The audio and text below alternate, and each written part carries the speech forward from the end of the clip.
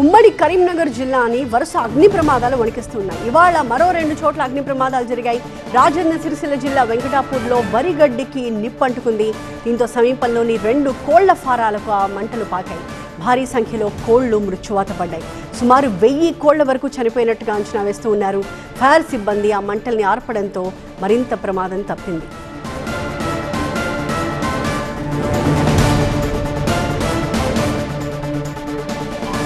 కరీంనగర్ జిల్లా శంకరపట్నం మండలంలో కూడా మంటలు ఎగిసిపడుతూ ఉన్నాయి. దాదాపు 30 వ్యవసాయ బావుల మోటార్లు ఈ మంటలకు దగ్ధమైపోయాయి.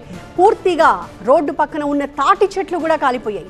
మోటార్ పంపుతో నీళ్లు పిచికారీ చేసి వరి ధాన్యం బస్తాలు కాలిపోకుండా అక్కడి రైతులు కాపాడుకుంటూ ఉన్న పరిస్థితి. వరి కొయ్యలకు అంటుతున్న ఆ మంటలు ఎంతటి నష్టాన్ని, భయానక వాతావరణాన్ని సృష్టిస్తున్నాయో ఈ దృశ్యాన్ని చూస్తే మనం అర్థం చేసుకోవచ్చు. ఊహించని విధంగా రాజుకున్న ఆ మంటలకు ఒకవైపు కరీంనగర్ జిల్లాలో కోళ్లు మృత్యువాత పడితే మరొక చోట వరి కుప్పలకి మంటలు అంటుకుంటాయన్న భయంతో రైతులు మోటార్ల సహాయంతో ఆ వరి ధాన్యం మీదకి మంటలు రాకుండా, మరింతగా నష్టం జరగకుండా వాళ్ళు నీళ్లు పిచికారీ చేసి అగ్ని ప్రమాదం తీవ్రతని తగ్గించడానికి వాళ్ళు చేస్తున్న ప్రయత్నం, వరి కొప్పుల్ని కాపాడుకోవడానికి వాళ్ళు తాపత్రయపడుతున్న వైనాన్ని మనం చూస్తూ ఉన్నాం.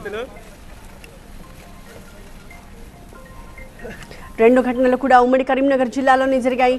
తొలి వీడియో మనకి సిరిసిల్ల జిల్లా వెంకటాపూర్ నుంచి, రెండో వీడియో కరీంనగర్ జిల్లా శంకరపట్నం నుంచి. 2 చోట్ల కూడా వరి కుప్పలకు అంటిన అగ్గే ఇంతటి నష్టాన్ని మిగిల్చింది.